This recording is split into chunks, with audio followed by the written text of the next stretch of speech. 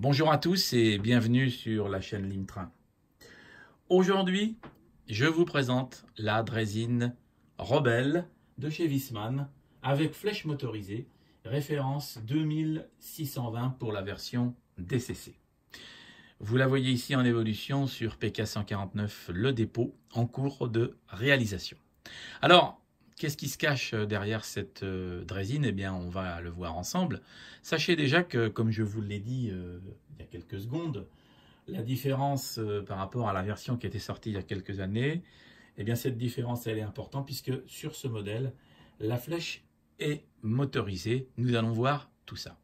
Alors, premier point, sur ce modèle donc de chez Wiesmann, eh bien, l'allumage des feux. Ça pose pas de soucis majeurs.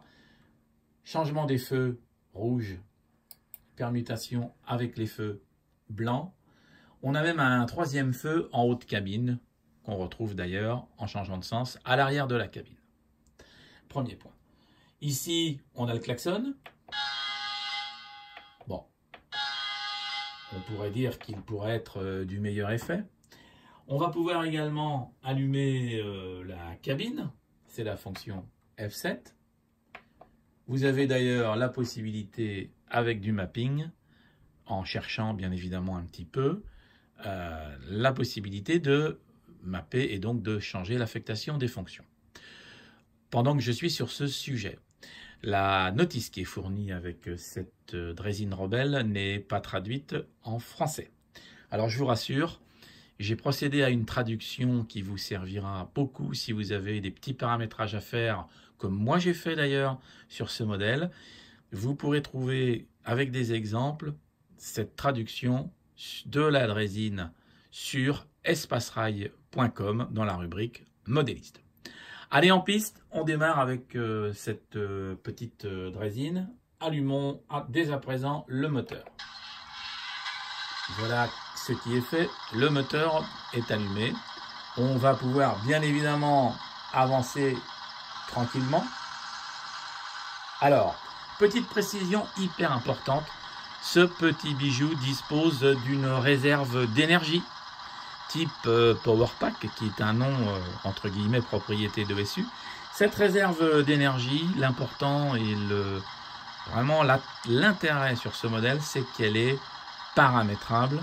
On va pouvoir faire, à titre d'exemple, on va pouvoir paramétrer le délai pendant lequel la machine avancera sans avoir bien évidemment de courant à l'intérieur. Alors bien évidemment, il faut garder une distance raisonnable, mais ça c'est quelque chose qui peut se paramétrer.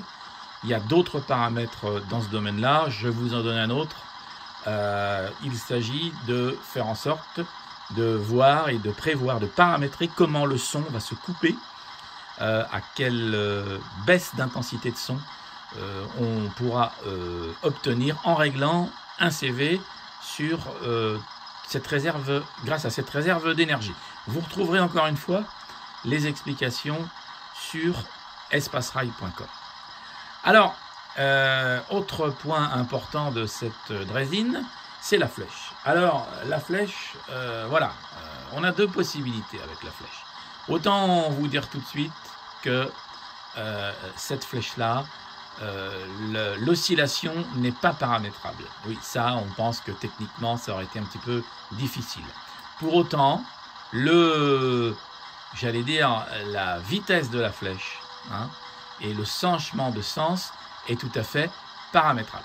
Alors ici, vous voyez, dans une version non paramétrée, eh bien, vous auriez la possibilité de faire en sorte que la machine est à l'arrêt, soit à l'arrêt du moins, et que vous puissiez manœuvrer la flèche.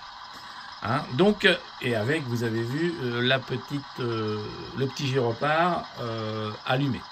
Alors, bien évidemment, on peut également paramétrer ce gyrophare avec la fonction la fonction F6.